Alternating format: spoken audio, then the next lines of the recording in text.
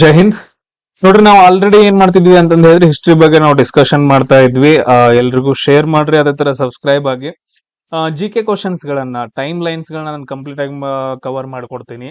ಇವಾಗ ಆಲ್ರೆಡಿ ನೋಡ್ರಿ 1556 ಬಗ್ಗೆ ನಾವು ಡಿಸ್ಕಷನ್ ಮಾಡಿದೀವಿ, ಎರಡನೇ ಪಾನಿಪತ್ ಯುದ್ಧದ ಬಗ್ಗೆ. ಸೊ ಯಾರ್ಯಾರ ನಡುವೆ ನಡೆಯುತ್ತೆ ಇದು? ಅಕ್ಬರ್ ಮತ್ತು ಹೇಮುವಿನ ನಡುವೆ ಯುದ್ಧ ನಡೆಯುತ್ತಾ. ಇದ್ರಲ್ಲಿ ಏನಪ್ಪಾ ಅಂತಂದ ಹೇಳಿದ್ರೆ ಅಕ್ಬರ್ ಏನಂತಂದ ಹೇಳಿದ್ರೆ ಗೆಲ್ತಾನ. ಸೊ ಇಲ್ಲಿವರೆಗೂ ನಾವು ಡಿಸ್ಕಷನ್ ಮಾಡಿದ್ವಿ. ಆಮೇಲೆ ಹಲವಾರು ಕ್ವಶನ್ಸ್ ಗಳನ್ನ ಕೇಳಿದ್ದೆ, ಕೆಲವೊಂದ್ ಜನ ಆನ್ಸರ್ ಮಾಡಿದಿರ. ಅದ್ರಲ್ಲಿ ಒಂದೇನಪ್ಪಾ ಅಂತಂದ ಹೇಳಿದ್ರೆ ಸೆಲ್ಯೂಕಸ್ ನಿಕೇಟರ್ ಅಂತಂದ ಹೇಳಿ ಒಬ್ಬನ್ ಬರ್ತಾನ. ಸೊ ಇವನೇನ್ ಮಾಡ್ತಾನ ಅಂತಂದ ಹೇಳಿದ್ರೆ ಚಂದ್ರಗುಪ್ತ ಮೌರ್ಯನ ವಿರುದ್ಧ ಹೋರಾಟ ಮಾಡ್ತಾನ, ಅವಾಗ ಸೋಲ್ತಾನ. ಆ ಟೈಮ್ ಅಲ್ಲಿ ಅವನ ಮಗಳಾದ ಹೆಸರೇನಂತಂದ ಹೇಳಿದ್ರೆ ಹೆಲೆನಾ ಅಂತಂದ ಹೇಳ್ತೀವಿ. ಸೊ ನಿಕೇಟರ್ ಅಲ್ಲ, ಹೆಲೆನಾ ನಿಕೇಟರ್ ಅಂತಂದ ಹೇಳ್ತೀವಿ. ಸೊ ಇವ್ರನ್ನ ಏನಂತಂದ ಹೇಳಿದ್ರೆ ಚಂದ್ರಗುಪ್ತ ಮೌರ್ಯನಿಗೆ ಮದುವೆ ಮಾಡಿ ಕೊಡ್ತಾನ.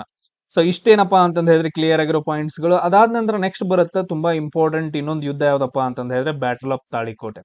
ಶ್ರೀಕೃಷ್ಣ ದೇವರಾಯ ಆದ ನಂತರ ಸೊ ಅಲ್ಲಿ ಯಾರು ಕರೆಕ್ಟ್ ಆಗಿ ಏನಪ್ಪಾ ಅಂತಂದ ಹೇಳಿದ್ರೆ ಆಳ್ವಿಕೆ ನಡೆಸ್ತಾ ಇರಲಿಲ್ಲ. ಸೊ ಅದಕ್ಕೋಸ್ಕರ ವಿಜಯನಗರ ಸಾಮ್ರಾಜ್ಯವನ್ನ ಯಾರು ಆಳ್ವಿಕೆ ನಡೆಸ್ತಾರ ಅಂತಂದ ಹೇಳಿದ್ರೆ ಅರವೀಡು ವಂಶದವರು ಆಳ್ವಿಕೆ ನಡೆಸ್ತಾರ. ಈ ಅರವೀಡು ವಂಶದಲ್ಲಿ ಕೊನೆದಾಗಿ ಯಾರು ಇರ್ತಾರಪ್ಪ ಅಂತಂದ ಹೇಳಿದ್ರೆ ಅಳಿಯ ರಾಮರಾಯ ಏನಪ್ಪಾ ಅಂತಂದ ಹೇಳಿದ್ರೆ ಸಾಮ್ರಾಜ್ಯವನ್ನ ನಡೆಸ್ತಾ ಇರ್ತಾನೆ. ಈ ಅಳಿಯ ರಾಮರಾಯ ಮತ್ತು ಬಹಮನಿ ಸುಲ್ತಾನರ ನಡುವೆ, ಅಳಿಯ ರಾಮರಾಯ ಮತ್ತು ಬಹಮನಿ ಸುಲ್ತಾನರ ನಡುವೆ ಒಂದು ನಡೆದಂತಹ ಯುದ್ಧ ಯಾವ್ದಪ್ಪ ಅಂತಂದ ಹೇಳಿದ್ರೆ ತಾಳಿಕೋಟೆ ಯುದ್ಧ ಅಂತಂದ ಹೇಳ್ತೀವಿ. ಅದಕ್ಕೆ ಇನ್ನೊಂದು ಹೆಸರು ಏನಂತಂದ ಹೇಳಿದ್ರೆ ರಕ್ಕಸ ತಂಗಡಿ ಯುದ್ಧ ಅಂತಾನು ಹೇಳ್ತೀವಿ. ಯಾವ್ದಂತ ಹೇಳ್ತೀವಿ? ರಕ್ಕಸ ತಂಗಡಿ ಯುದ್ಧ ಅಂತಾನು ಹೇಳ್ತೀವಿ. ಇದು ತುಂಬಾ ಇಂಪಾರ್ಟೆಂಟ್. ಸೊ ಇದ್ರಲ್ಲಿ ಏನಂತಂದ ಹೇಳಿದ್ರೆ ಎಲ್ಲಾ ಬಹುಮನಿ ವಂಶದವರು ಕೂಡಿಬಿಟ್ಟು ಏನಂತಂದ ಹೇಳಿದ್ರೆ ವಿಜಯನಗರ ಸಾಮ್ರಾಜ್ಯದ ಮೇಲೆ ದಾಳಿ ಮಾಡ್ತಾರ. ಸೊ ಇಷ್ಟು ಪಾಯಿಂಟ್ಸ್ ಗಳನ್ನ ನೀವು ಇದರಲ್ಲಿ ಕ್ಲಿಯರ್ ಆಗಿ ನೋಡ್ಕೊಬೇಕು. ಆಮೇಲೆ ನೆಕ್ಸ್ಟ್ ನೋಡ್ರಿ, ತುಂಬಾ ಇಂಪಾರ್ಟೆಂಟ್ ಇನ್ನೊಂದು ಯುದ್ಧ ಬರುತ್ತಾ 1576ರಲ್ಲಿ. ಸೊ ಯಾವ್ದು ಯುದ್ಧ ಅಂತಂದ ಹೇಳಿದ್ರೆ ಹಲ್ದಿಘಾಟ್ ಯುದ್ಧ ಅಂತಂದ ಹೇಳ್ತೀವಿ. ಹಳದಿಘಾಟ್ ಯುದ್ಧ ಅಥವಾ ಹಲ್ದಿಘಾಟ್ ಯುದ್ಧ ಅಂತಂದ ಹೇಳ್ತೀವಿ. ಈ ಯುದ್ಧ ಯಾರ್ಯಾರ ನಡುವೆ ನಡೆಯುತ್ತಪ್ಪ ಅಂತಂದ ಹೇಳಿದ್ರೆ ಅಕ್ಬರ್ ಮತ್ತು ಮಹಾರಾಣಾ ಪ್ರತಾಪ್ ಸಿಂಗ್ ಅಂತಂದ ಹೇಳಿ, ಮೇವಾರದ ಮಹಾನ್ ಪ್ರಸಿದ್ಧ ದೊರೆಯಾದ ಮಹಾರಾಣಾ ಪ್ರತಾಪ್ ಸಿಂಗ್ ಅಂತಂದ ಹೇಳ್ತೀವಿ. ಸೊ ಇವ್ರೇನಪ್ಪಾ ಅಂತಂದ್ರೆ ತುಂಬಾ ಫೇಮಸ್ ಆಗಿರ್ತಾರ. ಮಹಾರಾಣಾ ಪ್ರತಾಪ್ ಸಿಂಗ್ ಮತ್ತು ಅಕ್ಬರ್ ನಡುವೆ, ಅಕ್ಬರ್ನ ಸೈನ್ಯವನ್ನ ಮುನ್ನಡೆಸಿದವ್ರು ಯಾರಪ್ಪಾ ಅಂತಂದ ಹೇಳಿದ್ರೆ ಮಾನ್ಸಿಂಗ್ ಅನ್ನೋನು ಏನಪ್ಪಾ ಅಂತಂದ ಹೇಳಿದ್ರೆ ಮುನ್ನಡೆಸ್ತಾನ. ಸೊ ಇವ್ರ ನಡುವೆ ಏನಪ್ಪಾ ಅಂತಂದ ಹೇಳಿದ್ರೆ ಯುದ್ಧ ಆಗತ್ತ. ಇದರಲ್ಲಿ ಅಕ್ಬರ್ ಏನಂತಂದ ಹೇಳಿದ್ರೆ ಗೆಲ್ತಾನ. ಸೊ ಮಹಾರಾಣಾ ಪ್ರತಾಪನ ಜೀವವನ್ನ ಉಳಿಸಿದಂತಹ ಒಂದು ಕುದುರೆ ಬರುತ್ತ, ಅದೇನಪ್ಪಾ ಅಂತಂದ ಹೇಳಿದ್ರೆ ಚೇತಕ್ ಅಂತಂದ ಹೇಳ್ತೀವಿ. ಸೊ ಅದನ್ನೇ ಏನಪ್ಪಾ ಅಂತಂದ ಹೇಳಿದ್ರೆ ಇವಾಗ ಬೈಕ್ ಕೂಡ ಏನಂತಂದ ಹೇಳಿದ್ರೆ ಕಂಪ್ನಿ ಹೆಸರು ಕೂಡ ಇಟ್ಟಿದ್ರು, ಚೇತಕ್ ಕಂಪ್ನಿದು ಬೈಕ್ ಅಂತಂದ ಹೇಳಿ. ಸೊ ಯಾಕಂತಂದ ಹೇಳಿದ್ರ, ಸೊ ಯುದ್ಧ ನಡೆಯುವಾಗ ನಾವು ಮಹಾರಾಣಾ ಪ್ರತಾಪ್ ಸಿಂಗ್ ಬಗ್ಗೆ ಏನಪ್ಪಾ ಅಂತಂದ ಹೇಳಿದ್ರೆ ನಿಮ್ಗೆ ಎಲ್ರಿಗೂ ಗೊತ್ತಿರ್ಬೇಕು. ಇವ್ರೇನಪ್ಪಾ ಅಂತಂದ ಹೇಳಿದ್ರೆ 8 ರಿಂದ 9 ಫೀಟ್ ಹೈಟ್ ಇದ್ರಂತೆ. ಸೊ ಅವ್ರು ಹಿಡ್ಕೊಳ್ಳೋ ಕತ್ತಿ ಏನಿತ್ತಲ್ಲ, ಅವ್ರದ್ದು ಖಡ್ಗ ಏನಿತ್ತಲ್ಲ, ಇವಾಗಾದ್ರೂ ಕೂಡ ಆಯ್ತಾ 40 kg ಖಡ್ಗ ಆಯ್ತು. ನಮ್ ಕರೆಕ್ಟ್ ಆಗಿ ಏನಂತಂದ ಹೇಳಿದ್ರೆ 10 kg ಎತ್ತ ಇಲ್ಲ, 40 kg ಖಡ್ಗವನ್ನ ಬೀಸ್ತಾ ಇದ್ರಂತವ್ರು. ಸೊ ಆಮೇಲೆ ಅವ್ರು ಟೋಟಲ್ ಆರ್ಮರ್ಸ್ ಎಲ್ಲ ಹಾಕೊಂಡ್ ನಂತರ ಟೋಟಲ್ ಅವ್ರು ಇದೆಷ್ಟಪ್ಪ ಅಂತಂದ ಹೇಳಿದ್ರೆ 180 kg ವೇಟ್ ಆಗ್ತಿತ್ತಂತೆ. ಸೊ ಅದನ್ನೇ ಟೋಟಲ್ ಆಗಿ ಹೊತ್ಕೊಂಡ್ ಏನಂತಂದ ಹೇಳಿದ್ರೆ ಆ ಚೇತಕ್ ಅನ್ನೋ ಕುದುರೆ ಓಡ್ತಾ ಇತ್ತು. ಅವ್ರ ಏನ್ ಮಾಡ್ತಿರೋದಂತಂದ ಹೇಳಿದ್ರೆ ಮೊಘಲರ ಸೈನ್ಯದ ಜೊತೆಗೆ ಯುದ್ಧ ಮಾಡ್ತಾ ಇದ್ರು. ಯಾರು? ಮಹಾರಾಣಾ ಪ್ರತಾಪ್ ಸಿಂಗ್. ಸೊ ಇವಾಗೂ ಕೂಡ ಏನಂತಂದ ಹೇಳಿದ್ರೆ ಅವ್ರು ಹಾಕೊಂಡಿರೋ ಡ್ರೆಸ್ ಗಳದ್ದೇನಪ್ಪಾ ಅಂತಂದ ಹೇಳಿದ್ರೆ ಜೈಪುರ್ ಗ್ರಂಥಾಲಯದಲ್ಲಿ ಇದಾವ, ಅಲ್ಲಿ ಹೋಗಿ ನೀವು ನೋಡ್ಕೋಬಹುದು. ಸೊ ಚೇತಕ್ ಬಗ್ಗೆನೂ ಕೂಡ ಏನಪ್ಪಾ ಅಂತಂದ ಹೇಳಿದ್ರೆ ಕೊನೆಗೆ ಯುದ್ಧ ಮಾಡುವಾಗ ಏನಂತಂದ ಹೇಳಿದ್ರೆ ಒಂದ್ ಕಾಲನ್ನ ಕಳೆದುಕೊಳ್ಳುತ್ತಾ 3 ಕಾಲಗಳಿಂದ ಏನಂತಂದ ಹೇಳಿದ್ರೆ ಕುದುರೆ ಓಡ್ತಾ ಏನಂತಂದ ಹೇಳಿದ್ರೆ ಸೊ ಔಟ್ ಸೈಡ್ ಹೋಗಿರತ್ತ. ಸೊ ಅದಕ್ಕೋಸ್ಕರ ಚೇತಕ್ ಅನ್ನೋದನ್ನ ಬೈಕ್ಗೂ ಕೂಡ ಏನಂತಂದ ಹೇಳಿದ್ರೆ ಹೆಸರನ್ನ ಇಟ್ಟಿದ್ದಾರೆ. ಸೊ ಇದೊಂದು ಸ್ವಲ್ಪ ಏನಂತಂದ ಹೇಳಿದ್ರೆ ಮಾಹಿತಿಯನ್ನ ನೀವು ಇಟ್ಕೋಬೇಕು. ಎಸ್, ಅದಾದ ನಂತರ ನೆಕ್ಸ್ಟ್ ತುಂಬಾ ಇಂಪಾರ್ಟೆಂಟ್ 1600ರಲ್ಲಿ 1600ರಲ್ಲಿ ಏನಪ್ಪಾ ಅಂತಂದ ಹೇಳಿದ್ರೆ ಬ್ರಿಟಿಷರು ಕೂಡ ನಮ್ಮ ಭಾರತ ದೇಶಕ್ಕೆ ಬರ್ತಾರ. ಭಾರತ ದೇಶಕ್ಕೆ ಬಂದೇನಪ್ಪಾ ಅಂತಂದ ಹೇಳಿದ್ರೆ ಈಸ್ಟ್ ಇಂಡಿಯಾ ಕಂಪನಿ, EIC ಅಂತಂದ ಹೇಳ್ತೀವಿ. ಈಸ್ಟ್ ಇಂಡಿಯಾ ಕಂಪನಿಯನ್ನ ಇದು ಮಾಡ್ತಾರ. ಎದಕ್ಕೋಸ್ಕರ ಅಂತಂದ ಹೇಳಿದ್ರೆ ಜಸ್ಟ್ ವ್ಯಾಪಾರಕ್ಕೋಸ್ಕರ. ಇಲ್ಲಿರುವ ಏನಪ್ಪಾ ಅಂತಂದ ಹೇಳಿದ್ರೆ ಎಲ್ಲ ದವಸ ಧಾನ್ಯಗಳಾಗಿರ್ಬಹುದು, ಮಸಾಲೆ ಪದಾರ್ಥಗಳನ್ನ ತಗೊಂಡು ಯುರೋಪ್ಗೆ ಹೋಗಿ ಅಲ್ಲಿ ಮಾರುವಂತಹ ಒಂದು ಕಂಪನಿ ಅದು ಈಸ್ಟ್ ಇಂಡಿಯಾ ಕಂಪನಿ. ಬಟ್ ಅದ್ರ ಆಮೇಲೆ ಅವ್ರು ಏನ್ ಮಾಡ್ತಾರೆ ಅಂತಂದ ಹೇಳಿದ್ರೆ ಇಂಡಿಯಾದ ಆಡಳಿತವನ್ನ ನಡ್ಸೋಕ್ ಸ್ಟಾರ್ಟ್ ಮಾಡ್ತಾರೆ. ಅದು ಹೆಂಗ ಏನ ಅಂತಂದ ಹೇಳಿ ನಾವು ಡಿಸ್ಕಷನ್ ಮಾಡೋಣ. So English East India company ಯಾವಾಗ ಸ್ಟಾರ್ಟ್ ಆಗತ್ತಪ್ಪ ಅಂತಂದ ಹೇಳಿದ್ರೆ 1600 ಸ್ಟಾರ್ಟ್ ಆಗತ್ತ. ಫಸ್ಟ್ ಯಾರು ಬರ್ತಾರ? ಪೋರ್ಚುಗೀಸರು ಬರ್ತಾರ. ಆಮೇಲೆ ಯಾರು ಬರ್ತಾರ ನೋಡ್ರಿ, ಅವ್ರು ತುಂಬಾ ಇಂಪಾರ್ಟೆಂಟ್ ಆಗ್ತಾರೆ. ಬಟ್ ಆದ್ರೆ ಇಲ್ಲಿ ಸೊ ಕೆಲವೊಂದು ಪಾಯಿಂಟ್ಸ್ ಗಳನ್ನ ನಾವು ಅಷ್ಟೇ ಡಿಸ್ಕಷನ್ ಮಾಡೋಣ. ಸೊ ಇವ್ರು ಬರ್ತಾರ. ಇವ್ರು ಬಂದ ನಂತರ ಫಸ್ಟ್ ಏನಾಗತ್ತ, ಸೊ ಒಬ್ಬ ವ್ಯಕ್ತಿ ಬರ್ತಾನ ಈಸ್ಟ್ ಇಂಡಿಯಾ ಕಂಪನಿಯಿಂದ, ಕ್ಯಾಪ್ಟನ್ ವಿಲಿಯಂ ಅಂತಂದ ಹೇಳ್ತೀವಿ. ಕ್ಯಾಪ್ಟನ್ ವಿಲಿಯಮ್ಸ್ ಅಂತಂದ ಹೇಳ್ಬಿಟ್ಟು ಇವ್ರೇನಪ್ಪಾ ಅಂತಂದ ಹೇಳಿದ್ರೆ ಆ ಟೈಮ್ ಅಲ್ಲಿ ಯಾರ ಆಳ್ವಿಕೆ ನಡೆಸ್ತಾ ಇರ್ತಾರ? ಮೊಘಲರ ಆಳ್ವಿಕೆ ನಡೆಸ್ತಿರ್ತಾರ. ಅದ್ರಲ್ಲೂ ಯಾರಪ್ಪಾ ಅಂತಂದ ಹೇಳಿದ್ರೆ ಜಹಾಂಗೀರ್ ಆಳ್ವಿಕೆ ನಡೆಸ್ತಾ ಇರ್ತಾನೆ. ಇವ್ರ ಆಸ್ಥಾನಕ್ಕೆ ಬಂದು ನಾನೇನಪ್ಪಾ ಅಂತಂದ ಹೇಳಿದ್ರೆ ವ್ಯಾಪಾರ ಮಾಡ್ಬೇಕು, ನಂಗೆ ಪರ್ಮಿಷನ್ ಕೊಡ್ರಿ ಅಂತ ಕೇಳ್ತಾನ. ಬಟ್ ಆದ್ರೆ ಅವ್ನ್ ಪರ್ಮಿಷನ್ ಕೊಡಂಗಿಲ್ಲ.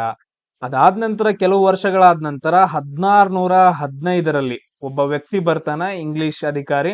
ಅವನ ಹೆಸರೇನಪ್ಪಾ ಅಂತಂದ ಹೇಳಿದ್ರೆ ಸರ್ ಥಾಮಸ್ ರೋ. ಯಾರಪ್ಪಾ ಅಂತಂದ ಹೇಳಿದ್ರೆ ಸರ್ ಥಾಮಸ್ ರೋ.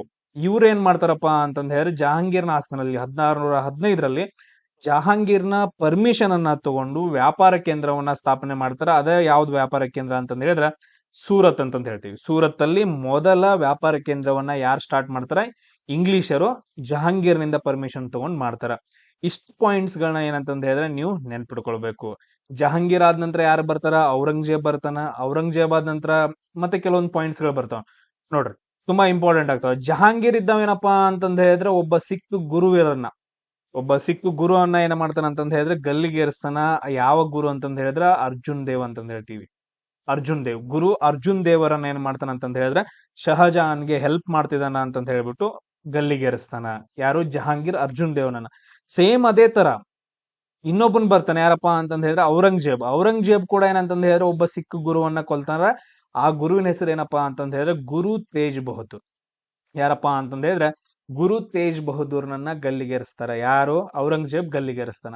ಸೊ ಇದ್ರ ಮೇಲೆ ಏನಂತಂದ ಹೇಳಿದ್ರೆ ನಮ್ ಕ್ವಶನ್ಸ್ ಗಳು ಬಂದಿದಾವ. ಇದಾದ ನಂತರ ನೆಕ್ಸ್ಟ್ ಒಬ್ಬನ್ ಬರ್ತಾನ ಗುರು ಗೋವಿಂದ್ ಸಿಂಗ್ ಅಂತಂದ ಹೇಳ್ಬಿಟ್ಟು, ಕೊನೆಯ ದೊರೆ 10ನೇ ಗುರು ಅಂತಂದ ಹೇಳ್ತೀವಿ, ಗುರು ಗೋವಿಂದ್ ಸಿಂಗ್. ಇವ್ರು ಏನ್ ಮಾಡ್ತಾರಪ್ಪ ಅಂತಂದ ಹೇಳಿದ್ರೆ ಖಾಲ್ಸಾ ಸೈನ್ಯವನ್ನ ಸ್ಥಾಪನೆ ಮಾಡ್ತಾರ.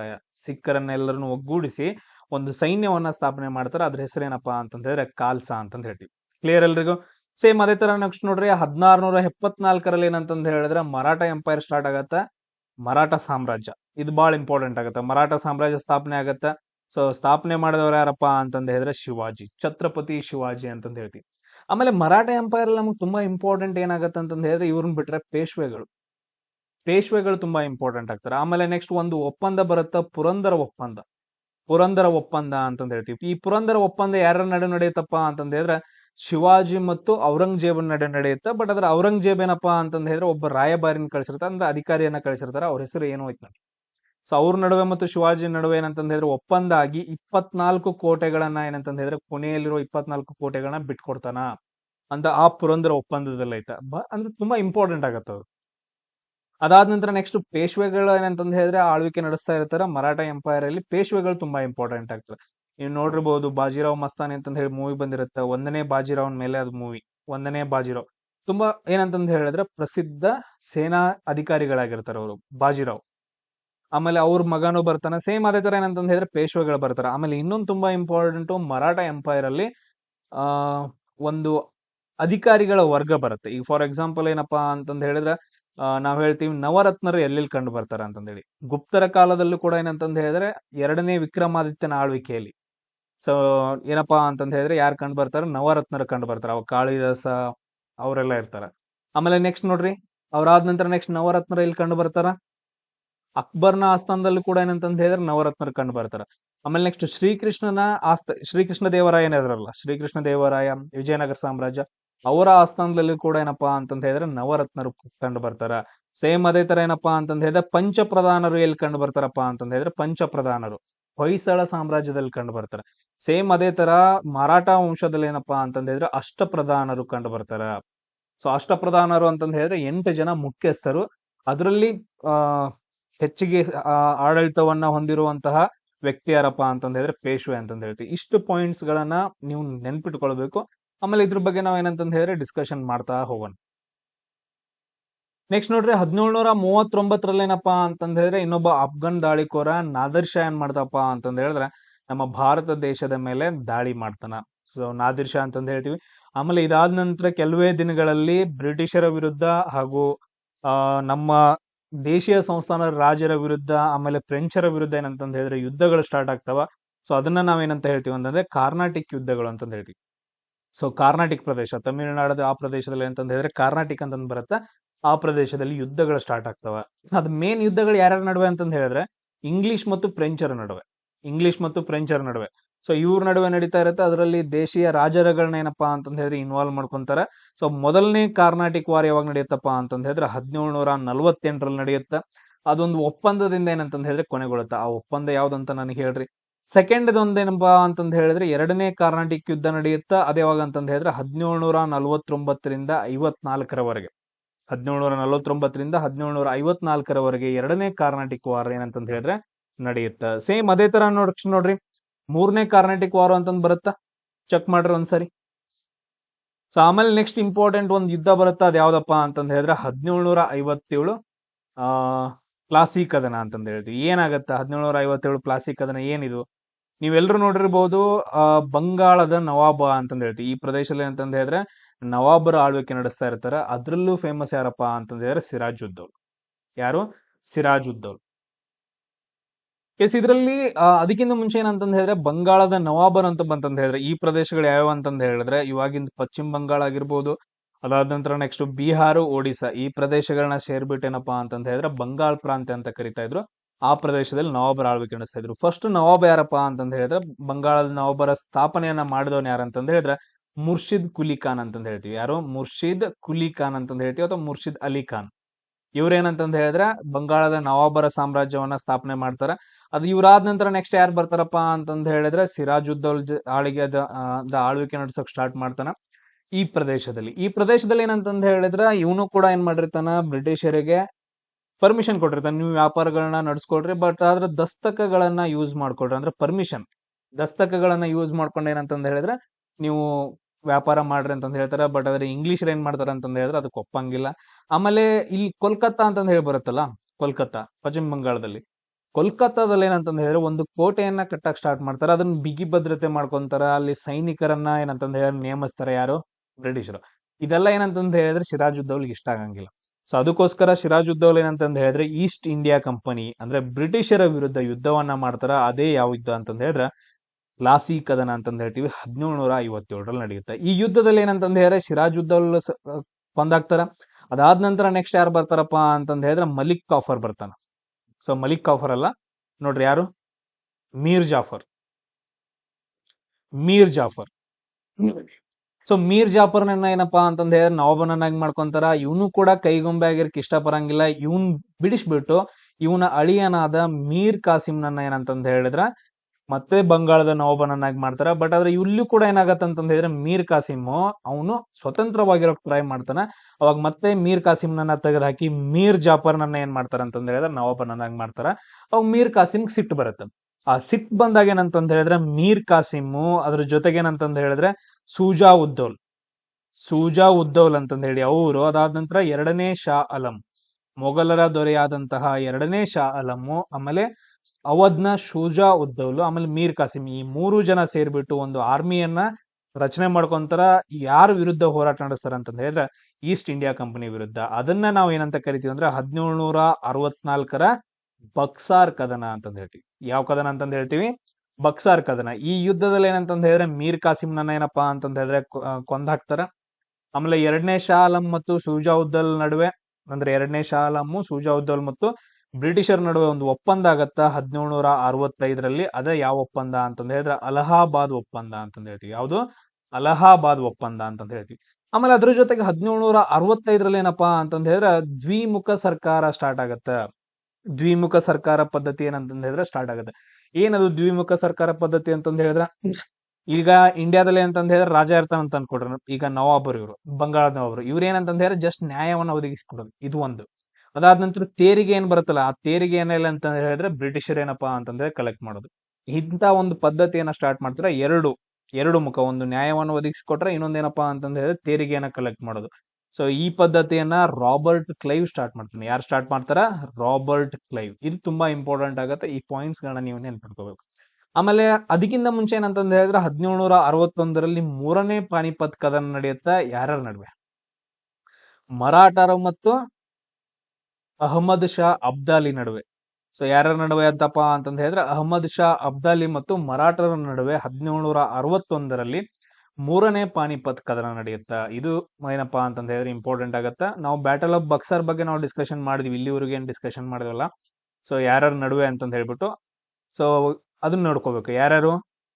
ಮೀರ್ ಕಾಸಿಮ್, ಅದಾದ ನಂತರ ಶೂಜಾ ಉದ್ದೌಲು, ಇನ್ನೊಬ್ನ ಯಾರಪ್ಪಾ ಅಂತಂದ್ ಹೇಳಿದ್ರೆ ಎರಡನೇ ಶಾ ಆಲಂ, ಮೊಘಲರ ದೊರೆ. ಈ 3 ಜನ ವರ್ಸಸ್ ಏನಪ್ಪಾ ಅಂತಂದ್ ಹೇಳಿದ್ರೆ ರಾಬರ್ಟ್ ಕ್ಲೈವ್, ಅಥವಾ ಈಸ್ಟ್ ಇಂಡಿಯಾ ಕಂಪನಿ ಅಥವಾ ಬ್ರಿಟಿಷರ್ ನಡುವೆ ಅಂತ ನಾವು ಹೇಳ್ಕೋಬಹುದು. ಕ್ಲಿಯರ್ ಎಲ್ರಿಗೂ? ಆಮೇಲೆ ಅದ್ರ ಜೊತೆಗೆ ಇನ್ನೊಂದು ಯುದ್ಧ ಆಗತ್ತೆ ನೋಡ್ರಿ 1760ರಲ್ಲಿ. ಆ ಗ್ಯಾಪ್ ಒಳಗಡೆ ಅಂತಂದ್ರೆ ಪ್ಲಾಸಿ ಕದನ ಮತ್ತು ಬಕ್ಸಾರ್ ಕದನ ಆಗೋಕ್ಕಿಂತ ಮುಂಚೆನೆ ಏನಂತಂದ್ ಹೇಳಿದ್ರೆ ಮತ್ತೊಂದು ಕದನ ಆಗತ್ತ, ವಾಂಡಿವಾಶ್ ಕದನ ಅಂತಂದ್ ಹೇಳ್ತೀವಿ. ತಮಿಳುನಾಡಿನ ಏನಪ್ಪಾ ಅಂತಂದ್ ಹೇಳಿದ್ರೆ ವಾಂಡಿವಾಶ್ ಎಂಬಲ್ಲಿ ಏನಂತಂದ್ ಹೇಳಿದ್ರೆ ಒಂದು ಯುದ್ಧ ನಡೆಯುತ್ತೆ. ಯಾರ ನಡುವೆ ಅಂತಂದ್ ಹೇಳಿದ್ರೆ ಫ್ರೆಂಚರು ಮತ್ತು ಇಂಗ್ಲಿಷರ ನಡುವೆ ಯುದ್ಧ ನಡೆಯುತ್ತೆ. ಇದರಲ್ಲಿ ಫ್ರೆಂಚರು ಸೋಲ್ತಾರೆ, ಇಂಗ್ಲಿಷರು ಗೆಲ್ತಾರ. ಆಮೇಲೆ ಇಂಗ್ಲಿಷರ್ದ ಏನಪ್ಪಾ ಅಂತಂದ್ ಹೇಳಿದ್ರೆ ಆ ನಾವು ಸ್ಟ್ರಾಂಗ್ ಅದೇವಿ, ನಾವ್ ಎಲ್ರನ್ನು ಸೋಲಿಸ್ತೀವಿ ಅಂತಂದ್ ಹೇಳಿ ಅಲ್ಲಿಂದ ಆಡಳಿತ ಮಾಡಕ್ ಸ್ಟಾರ್ಟ್ ಮಾಡ್ತಾರೆ. ಎಲ್ಲಿಂದ ಫಸ್ಟ್ ಏನಂತಂದ್ ಹೇಳಿದ್ರೆ ಅವ್ರು ಎಲ್ಲಿಂದ ಆಳ್ವಿಕೆ ನಡೆಸಕ್ ಸ್ಟಾರ್ಟ್ ಮಾಡಿದ್ರು ಅಂತಂದ್ ಹೇಳಿದ್ರ 1757ರಿಂದ ಸ್ಟಾರ್ಟ್ ಆಗುತ್ತೆ. ಅಲ್ಲಿವರೆಗೂ ಅವ್ರು ಆಳ್ವಿಕೆ ನಡೆಸಂಗಿಲ್ಲ. 1757ರಿಂದ ಏನಂತಂದ್ ಹೇಳಿದ್ರೆ ದೇಶೀಯ ಸಂಸ್ಥಾನಗಳಲ್ಲಿ ಭಾಗವಹಿಸಿ ಆ ದೇಶೀಯ ಸಂಸ್ಥಾನವನ್ನ ವಶಪಡಿಸಿಕೊಂಡು ಅಲ್ಲಿ ಆಳ್ವಿಕೆ ನಡೆಸಕ್ ಸ್ಟಾರ್ಟ್ ಮಾಡ್ತಾರೆ. ಅದ್ರಲ್ಲಿ ಫಸ್ಟ್ ಒಂದು ಪದ್ಧತಿಯನ್ನ ಜಾರಿಗೆ ತಗೊಂಡ್ ಬರ್ತಾರೆ. ಅದನ್ನ ನಾವೇನಂತ ಕರಿತೀವಿ ಅಂದ್ರೆ ದ್ವಿಮುಖ ಸರ್ಕಾರ ಪದ್ಧತಿ ಅಂತಂದ್ ಹೇಳಿ. ಬ್ರಿಟಿಷರು ತೆರಿಗೆಯನ್ನ ಕಲೆಕ್ಟ್ ಮಾಡ್ರು ಅಂತಂದ್ ಹೇಳಿದ್ರೆ ನಮ್ ರಾಜರು ಏನಂತಂದ್ ಹೇಳಿದ್ರೆ ನ್ಯಾಯವನ್ನ ಒದಗಿಸ್ಕೋದು. ಸೊ ಇಂಥ ಪದ್ಧತಿಗಳು ಸ್ಟಾರ್ಟ್ ಆಗ್ತಾವ. ಸೊ ಇಲ್ಲಿಂದ ಏನಪ್ಪಾ ಅಂತಂದ್ ಹೇಳಿದ್ರೆ ಅವ್ರ ಆಳ್ವಿಕೆ ಸ್ಟಾರ್ಟ್ ಆಗುತ್ತ. ಆಮೇಲೆ ನೆಕ್ಸ್ಟ್ ನೋಡ್ರಿ, ಇಂಪಾರ್ಟೆಂಟ್ ಯುದ್ಧಗಳು ಸ್ಟಾರ್ಟ್ ಆಗ್ತಾವ. ಅವ್ಯಾವಪ್ಪ ಅಂತಂದ್ ಹೇಳಿದ್ರೆ ಆಂಗ್ಲೋ ಮೈಸೂರು ಯುದ್ಧ ಮತ್ತು ಆಂಗ್ಲೋ ಮರಾಠ ಯುದ್ಧಗಳಂತಂದ್ ಹೇಳಿ. ಯಾವ್ಯಾವ? ಆಂಗ್ಲೋ ಮೈಸೂರು ಯುದ್ಧ ಮತ್ತು ಆಂಗ್ಲೋ ಮರಾಠ ಯುದ್ಧಗಳಂತ ಸ್ಟಾರ್ಟ್ ಆಗ್ತಾವ. ನೆನ್ಪಿಟ್ಕೊಡ್ರಿ. ಎಸ್, ಫಸ್ಟ್ ಇದು ಮೈಸೂರು ಯುದ್ಧ ನಡೆಯುತ್ತಾ. ಮೊದಲನೇ ಆಂಗ್ಲೋ ಮೈಸೂರು ಯುದ್ಧ ಅಂತಂದ್ ಹೇಳ್ತೀವಿ. 1767ರಲ್ಲಿ ಏನಪ್ಪಾ ಅಂತಂದ್ ಹೇಳಿದ್ರೆ ಯುದ್ಧ ನಡೆಯುತ್ತೆ. ಈ ಯುದ್ಧ ಯಾರ್ಯಾರ ನಡುವೆ ನಡೆಯುತ್ತೆ ಅನ್ನೋದು ತುಂಬಾ ಇಂಪಾರ್ಟೆಂಟ್. ಹೈದರ್ ಅಲಿ ಮತ್ತು ಬ್ರಿಟಿಷರ ನಡುವೆ ಏನಪ್ಪಾ ಅಂತಂದ್ ಹೇಳಿದ್ರೆ ಈ ಯುದ್ಧ ನಡೆಯುತ್ತಾ. ಈ ಯುದ್ಧದಲ್ಲಿ ಹೈದರ್ ಅಲಿ ಇದ್ದವ್ರು ಏನ್ ಮಾಡ್ತಾರಪ್ಪ ಅಂತಂದ್ ಹೇಳಿದ್ರೆ ಬ್ರಿಟಿಷರನ್ನ ಸೋಲಿಸ್ತಾರ. ಅವಾಗ ಬ್ರಿಟಿಷರ್ ಏನಂತಂದ್ ಹೇಳಿದ್ರೆ ಒಂದು ಒಪ್ಪಂದವನ್ನ ಮಾಡ್ಕೊಂತಾರ. ಆ ಒಪ್ಪಂದ ಯಾವ್ದಪ್ಪ ಅಂತಂದ್ ಹೇಳಿದ್ರೆ ಮದ್ರಾಸ್ ಒಪ್ಪಂದ. ಯಾವ ಒಪ್ಪಂದ ಆಗತ್ತ? ಮದ್ರಾಸ್ ಒಪ್ಪಂದ ಆಗುತ್ತೆ. ಇಷ್ಟೇ ಪಾಯಿಂಟ್ಸ್ ಗಳನ್ನ ನೆನ್ಪಿಟ್ಕೊಡ್ರಿ. ಜಾಸ್ತಿ ಏನಂತಂದ್ ಹೇಳಿದ್ರೆ ತಲೆ ಕೆಡ್ಸ್ಕೊಳಕ್ ಹೋಗ್ಬೇಡ್ರಿ. ಅದಾದ ನಂತರ ನೆಕ್ಸ್ಟ್ ತುಂಬಾ ಇಂಪಾರ್ಟೆಂಟ್ ಆಗತ್ತ. 1773ರಲ್ಲಿ ಒಂದು ಆಕ್ಟ್ ಬರುತ್ತೆ, ರೆಗ್ಯುಲೇಟಿಂಗ್ ಆಕ್ಟ್ ಅಂತಂದ್ ಹೇಳ್ತೀವಿ. Regulating act. ಸೊ ಏನ್ ಮಾಡ್ತಾರಪ್ಪ ಅಂತಂದ್ ಹೇಳಿದ್ರೆ ಬ್ರಿಟಿಷರು ಒಂದು ಕಾಯ್ದೆಯನ್ನ ಜಾರಿಗೆ ತಗೊಂಡ್ ಬರ್ತಾರ. 1773ರ ರೆಗ್ಯುಲೇಟಿಂಗ್ ಆಕ್ಟ್ ಅಂತಂದ್ ಹೇಳಿದ್ರಿ. ಇದ್ರಲ್ಲಿ ತುಂಬಾ ಇಂಪಾರ್ಟೆಂಟ್ ಏನಪ್ಪಾ ಅಂತಂದ್ ಹೇಳಿದ್ರೆ ಕೆಲವೊಂದು ಪಾಯಿಂಟ್ಸ್ ಗಳು ಆಗ್ತಾವ. ಆ ಪಾಯಿಂಟ್ಸ್ ಗಳ ಬಗ್ಗೆ ನಾನು ಡಿಸ್ಕಷನ್ ಮಾಡ್ತೀನಿ. ವಾರ್ನ್ ಹೆಸ್ಟಿಂಗ್ ಏನಪ್ಪಾ ಅಂತಂದ್ ಹೇಳಿದ್ರೆ ಮೊದಲ governor general of Bengal. So governor general of India ಅಲ್ಲ, governor general of Bengal. So governor general of Bengal ಅಂತಂದ್ ಕರಿತೀವಿ. ಇದು ಪಾಯಿಂಟ್ ಅನ್ನ ನೆನ್ಪಿಟ್ಕೊಡ್ರಿ. ಮೊದಲು ಗವರ್ನರ್ ಆಫ್ ಬೆಂಗಾಲ್ ಅಂತ ಕರಿತಾ ಇದ್ರು. ಅದಾದ ನಂತರ ಗವರ್ನರ್ ಜನರಲ್ ಆಫ್ ಬೆಂಗಾಲ್ ಅಂತಂದ್ ಹೇಳಿ ಕರೆಯಕ್ ಸ್ಟಾರ್ಟ್ ಮಾಡ್ತಾರೆ. ಆಮೇಲೆ ಆ ರೆಗ್ಯುಲೇಟಿಂಗ್ ಆಕ್ಟ್ ಮುಖಾಂತರ ಮತ್ತೊಂದ್ ಏನಂತಂದ್ ಹೇಳಿದ್ರೆ ದ್ವಿಮುಖ ಸರ್ಕಾರ ಪದ್ಧತಿಯನ್ನು ಜಾರಿಗೆ ತಗೊಂಡ್ ಬಂದಿರ್ತಾರಲ್ಲ, ಅದನ್ನೇನಪ್ಪಾ ಅಂತಂದ್ ಹೇಳಿದ್ರೆ ರದ್ದು ಮಾಡ್ತಾರ. ಆಮೇಲೆ ನೆಕ್ಸ್ಟ್ ಇನ್ನೊಂದು 1774ರಲ್ಲಿ ಒಂದು ಸುಪ್ರೀಂ ಕೋರ್ಟ್ ಅನ್ನ ಸ್ಥಾಪನೆ ಮಾಡ್ತಾರೆ. ಎಲ್ಲಪ್ಪಾ ಅಂತಂದ್ ಹೇಳಿದ್ರೆ ಕೋಲ್ಕತ್ತಾದೊಳಗಡೆ. ಸೊ ಎಲಿಜಾ ಇಂಪೆ ಏನಪ್ಪಾ ಅಂತಂದ್ ಹೇಳಿದ್ರೆ ಮೊದಲ ನ್ಯಾಯಾಧೀಶರಾಗಿರ್ತಾರೆ, ಮುಖ್ಯ ನ್ಯಾಯಾಧೀಶರು. ಕೋಲ್ಕತ್ತಾದೊಳಗಡೆ 1774ರಲ್ಲಿ ಮೊದಲ ನ್ಯಾಯಾಲಯ, ಸೊ ಸುಪ್ರೀಂ ಕೋರ್ಟ್ ಸ್ಥಾಪನೆ ಆಗತ್ತ. ಆ ಪಾಯಿಂಟ್ಸ್ ಗಳನ್ನ ನೀವು ನೆನ್ಪಿಟ್ಕೋಬೇಕು. ಆಮೇಲೆ 1773 ರೆಗ್ಯುಲೇಟಿಂಗ್ ಆಕ್ಟ್ ಏನೈತಲ್ಲ ತುಂಬಾ ಇಂಪಾರ್ಟೆಂಟ್ ಆಗತ್ತ. ಇಷ್ಟು ಪಾಯಿಂಟ್ಸ್ ಗಳನ್ನ ಅದ್ರಲ್ಲಿ ನೆನ್ಪಿಟ್ಕೊಡ್ರಿ. ಇದಾದ ನಂತರ ನೆಕ್ಸ್ಟ್ ಇಂಪಾರ್ಟೆಂಟ್ ಏನಪ್ಪಾ ಅಂತಂದ್ ಹೇಳಿದ್ರೆ ಸೊ ನೆಕ್ಸ್ಟ್ ಎರಡನೇ ಏನಪ್ಪಾ ಅಂತಂದ್ ಹೇಳಿದ್ರೆ ಒಂದು ಯುದ್ಧ ಬರುತ್ತ. ಸೊ ನೋಡ್ರಿ, ಒಂದನೇ ಆಂಗ್ಲೋ ಮೈಸೂರು ಯುದ್ಧ ಆಯ್ತು. ಇವಾಗ ಒಂದನೇ ಆಂಗ್ಲೋ ಮೈಸೂರು ಯುದ್ಧ, ಮದ್ರಾಸ್ ಒಪ್ಪಂದ, ಹೈದರ್ ಅಲಿ ಮತ್ತು ಬ್ರಿಟಿಷರ್ ನಡುವೆ. ಅದಾದ ನಂತರ ಈ ಕಡೆ ಏನಪ್ಪಾ ಅಂತಂದ್ ಹೇಳಿದ್ರೆ ಮೈಸೂರು ಸಾಮ್ರಾಜ್ಯದ ಮೇಲೂ ದಾಳಿ ಮಾಡ್ತಿರ್ತಾರೆ ಬ್ರಿಟಿಷರು. ಅದ್ರ ಜೊತೆಗೆ ಏನಪ್ಪಾ ಅಂತಂದ್ ಹೇಳಿದ್ರೆ ಮರಾಠ ಸಾಮ್ರಾಜ್ಯದ ಮೇಲೂ ದಾಳಿ ಮಾಡ್ತಾರೆ. ಅದರಲ್ಲಿ ಮೊದಲನೇ ಏನಪ್ಪಾ ಅಂತಂದ್ ಹೇಳಿದ್ರೆ ಆಂಗ್ಲೋ ಮರಾಠ ಯುದ್ಧ ಆಗುತ್ತ. ಬ್ರಿಟಿಷರ ನಡುವೆ ಮತ್ತು ಮರಾಠರ ನಡುವೆ ಒಂದನೇ ಆಂಗ್ಲೋ ಮರಾಠ ವಾರ್ ಯಾವಾಗಪ್ಪ ಅಂತಂದ್ ಹೇಳಿದ್ರೆ 1775ರಿಂದ 1782ರವರೆಗೂ. 1775ರಿಂದ 1782ರವರೆಗೂ ಈ ಯುದ್ಧ ನಡೆಯುತ್ತ. ಸೊ ಈ ಯುದ್ಧ ಯಾವ ಒಪ್ಪಂದದಿಂದ ಮುಗಿದೋಗುತ್ತೆ ಅಂತಂದ್ ಹೇಳಿದ್ರೆ ಸಾಲ್ಬಾಯ್ ಒಪ್ಪಂದ ಅಂತಂದ್ ಹೇಳ್ತೀವಿ. ನೆನ್ಪಿಟ್ಕೊಡ್ರಿ ಇದನ್ನ. ಸಾಲ್ಬಾಯ್ ಒಪ್ಪಂದದ ಮುಖಾಂತರ ಮೊದಲನೇ ಆಂಗ್ಲೋ ಮರಾಠ ಯುದ್ಧ ಸ್ಟಾಪ್ ಆಗುತ್ತ. ಇಷ್ಟು ಪಾಯಿಂಟ್ಸ್ ಗಳನ್ನ ನೀವು ನೆನ್ಪಿಟ್ಕೋಬೇಕು. ಆಮೇಲೆ 1784ರಲ್ಲಿ ಪಿಟ್ಸ್ ಇಂಡಿಯಾ ಆಕ್ಟ್ ಬರುತ್ತ. ಆಮೇಲೆ ನೆಕ್ಸ್ಟ್ ನೋಡ್ರಿ, ಪೀಟ್ಸ್ ಇಂಡಿಯಾ ಆಕ್ಟ್ ಬರೋಕ್ಕಿಂತ ಮುಂಚೆ ಇನ್ನೊಂದು ಯುದ್ಧ ನಡೆಯುತ್ತಾ, ಎರಡನೇ ಆಂಗ್ಲೋ ಮೈಸೂರು ಯುದ್ಧ. ಸೊ ಯಾವ್ದು ನೋಡ್ರಿ, ಫಸ್ಟ್ ಒಂದ್ ಮುಗಿದೋಯ್ತು, ಎರಡನೇ ಆಂಗ್ಲೋ ಮೈಸೂರು ಯುದ್ಧ ನಡೆಯುತ್ತಾ. ಸೊ ಅರ್ಧ ಯುದ್ಧದಲ್ಲಿ ಏನಪ್ಪಾ ಅಂತಂದ್ ಹೇಳಿದ್ರೆ ಹೈದರಾಬಾದ್ ಭಾಗವಹಿಸಿರ್ತಾರ. ಆಮೇಲೆ ಬೆನ್ನು ಹುಣ್ಣಿನ ನೋವಿನಿಂದ ಏನಪ್ಪಾ ಅಂತಂದ್ ತೀರ್ಕೊಂತಾರ ಯುದ್ಧ ಮಾಡುವಾಗ. ಆಮೇಲೆ ಅದನ್ನ ಯುದ್ಧವನ್ನ ಮುಂದುವರಿಸಿದವರು ಯಾರಂತಂದ್ ಹೇಳಿದ್ರೆ ಟಿಪ್ಪು ಸುಲ್ತಾನ್. ಟಿಪ್ಪು ಸುಲ್ತಾನ್ ಮತ್ತು ಬ್ರಿಟಿಷರ ನಡುವೆ ಯುದ್ಧ ನಡೆಯುತ್ತಾ. ಇದ್ರಲ್ಲೂ ಕೂಡ ಏನಪ್ಪಾ ಅಂತಂದ್ ಹೇಳಿದ್ರೆ ಆಲ್ಮೋಸ್ಟ್ ಟಿಪ್ಪು ಸುಲ್ತಾನ್ ಗೆದ್ದಿರ್ತಾರೆ. ಬಟ್ ಅದ್ರ ಒಂದು ಒಪ್ಪಂದ ನಡೆಯುತ್ತಾ. ಆ ಒಪ್ಪಂದ ಯಾವ್ದಪ್ಪ ಅಂತಂದ್ ಹೇಳಿದ್ರೆ ಮಂಗಳೂರು ಒಪ್ಪಂದ ಅಂತಂದ್ ಹೇಳ್ತೀವಿ. ಯಾವ್ದು ಒಪ್ಪಂದ? ಮಂಗಳೂರು ಒಪ್ಪಂದ ಅಂತಂದ್ ಹೇಳ್ತೀವಿ. ಈ ಒಪ್ಪಂದಗಳು ತುಂಬಾ ಇಂಪಾರ್ಟೆಂಟ್ ಆಗ್ತವ. ಅದಾದ ನಂತರ ನೆಕ್ಸ್ಟ್ ಅಲ್ಲಿಗೆ ಸ್ಟಾಪ್ ಮಾಡಂಗಿಲ್ಲ ಅವರು. ಅಲ್ಲಿಗೇನಪ್ಪಾ ಅಂತಂದ್ ಹೇಳಿದ್ರೆ ಸ್ಟಾಪ್ ಮಾಡಂಗಿಲ್ಲ. ಹಂಗೆ ಯುದ್ಧಗಳೇನಪ್ಪಾ ಅಂತಂದ್ ಹೇಳಿದ್ರೆ ಕಂಟಿನ್ಯೂಸ್ ಆಗಿ ಸ್ಟಾರ್ಟ್ ಆಗ್ತಿರ್ತಾವ. ಈ ಪಾಯಿಂಟ್ ಸರಿ ಇಲ್ಲ ಇದು. ಸೊ ಕಂಟಿನ್ಯೂಸ್ ಅಂತಂದ್ ಹೇಳಿ ಯುದ್ಧಗಳು ನಡೀತಾನೆ ಆಮೇಲೆ ನೆಕ್ಸ್ಟ್ ಮತ್ತೆ ಯಾವಾಗ ಯುದ್ಧ ಮಾಡ್ತಾರಪ್ಪ ಅಂತಂದ ಹೇಳಿದ್ರೆ 1790ರಿಂದ 92 ಟೈಮಲ್ಲಿ 1790ರಿಂದ 92 ಟೈಮಲ್ಲಿ ಮೂರನೇ ಆಂಗ್ಲೋ ಮೈಸೂರು ಯುದ್ಧ ನಡೆಯುತ್ತೆ. ಸೊ ಏನಪ್ಪಾ ಅಂತಂದ ಹೇಳಿದ್ರೆ ಮೂರನೇ ಆಂಗ್ಲೋ ಮೈಸೂರು ಯುದ್ಧ ನಡೆಯುತ್ತೆ. ಇದರಲ್ಲೂ ಕೂಡ ಏನಪ್ಪಾ ಅಂತಂದ ಹೇಳಿದ್ರೆ ಟಿಪ್ಪು ಸುಲ್ತಾನ ಮತ್ತು ಬ್ರಿಟಿಷರ ನಡುವೆ ಯುದ್ಧ ನಡೆಯುತ್ತೆ. ಈ ಒಪ್ಪಂದ ಯಾವ್ದಪ್ಪಾ ಅಂತಂದ ಹೇಳಿದ್ರೆ ಶ್ರೀರಂಗಪಟ್ಟಣ ಒಪ್ಪಂದ ಆಗತ್ತೆ. ಇವ್ರ ನಡುವೆ ಏನಂತಂದ ಹೇಳಿದ್ರೆ ಶ್ರೀರಂಗಪಟ್ಟಣ ಒಪ್ಪಂದ ಆಗತ್ತೆ. ಈ ಒಪ್ಪಂದದ ಮುಖಾಂತರ ತನ್ನ ಮಗನನ್ನ ಏನಪ್ಪಾ ಅಂತಂದ ಹೇಳಿದ್ರೆ ಕೊಡ್ತಾರ. ಆಮೇಲೆ ನೆಕ್ಸ್ಟ್ ಯುದ್ಧದ ಪರಿಹಾರವಾಗಿ ದುಡ್ಡನ್ನ ಕೊಡ್ಬೇಕಾಗತ್ತ. ಎಷ್ಟು ಏನಂತಂದ ಅದ್ರ ಬಗ್ಗೆ ನಾವು ಡಿಸ್ಕಷನ್ ಮಾಡೋಣ. ಅದಾದ ನಂತರ ನೆಕ್ಸ್ಟ್ ನೋಡ್ರಿ ಕೊನೆ ಯುದ್ಧ ನಡೆಯುತ್ತಾ ಆಂಗ್ಲೋ ಮೈಸೂರು ಯುದ್ಧ 1799ರಲ್ಲಿ. ಸೊ 4ನೇ ಆಂಗ್ಲೋ ಮೈಸೂರು ಯುದ್ಧ ಅಂತಂದ ಹೇಳ್ತೀವಿ. ಈ ಯುದ್ಧದಲ್ಲಿ ಏನಪ್ಪಾ ಅಂತಂದ್ರೆ ಟಿಪ್ಪು ಸುಲ್ತಾನನ ಮರಣ ಆಗತ್ತ. ಆಮೇಲೆ ಏನ್ ಸಾಮ್ರಾಜ್ಯ ಮೈಸೂರು ಸಾಮ್ರಾಜ್ಯ ಇರುತ್ತಲ್ಲ ಅದನ್ನ ಮತ್ತೆ ಏನಪ್ಪಾ ಅಂತಂದ್ರೆ ಒಡೆಯರಿಗೆ ಹಸ್ತಾಂತರ ಮಾಡ್ತಾರೆ. ಯಾರು? ಬ್ರಿಟಿಷರು. ಆಮೇಲೆ ಅದ್ರ ಜೊತೆಗೆ ಏನಪ್ಪಾ ಅಂತಂದ ಹೇಳಿದ್ರೆ ಇನ್ನೊಂದು ಇಂಪಾರ್ಟೆಂಟ್ ಸಹಾಯಕ ಸೈನ್ಯ ಪದ್ಧತಿ ಅಂತಂದ ಹೇಳಿ ಒಂದು ಪದ್ಧತಿಯನ್ನ ಸ್ಟಾರ್ಟ್ ಮಾಡ್ತಾರೆ. ಸಹಾಯಕ ಸೈನ್ಯ ಪದ್ಧತಿ. ಸೊ ಅದನ್ನ ಯಾರು ಸ್ಟಾರ್ಟ್ ಮಾಡ್ತಾರೆ, ಯಾವಾಗ ಸ್ಟಾರ್ಟ್ ಮಾಡ್ತಾರೆ ಅಂತಂದ ಹೇಳಿ ನನಗೇನಪ್ಪಾ ಅಂತಂದ ಹೇಳಿ ನೀವು ಕಮೆಂಟ್ ಮುಖಾಂತರ ಆನ್ಸರ್ ಅನ್ನ ಹೇಳ್ಬೇಕು. ಆಮೇಲೆ ನೆಕ್ಸ್ಟ್ ನೋಡ್ರಿ. ಸೊ ಅದಾದ ನಂತರ ನೆಕ್ಸ್ಟ್ ಮೈಸೂರು ಸಾಮ್ರಾಜ್ಯವನ್ನ ವಶಪಡಿಸಿಕೊಂಡ ನಂತರ ಆಮೇಲೆ ಸಹಾಯಕ ಸೈನ್ಯ ಪದ್ಧತಿಯನ್ನ ಮೊದಲ ಬಾರಿಗೆ ಒಪ್ಕೊಂಡವ್ರು ಯಾರಪ್ಪ ಅಂತಂದ ಹೇಳಿದ್ರೆ ಹೈದರಾಬಾದ್ ನಿಜಾಮ.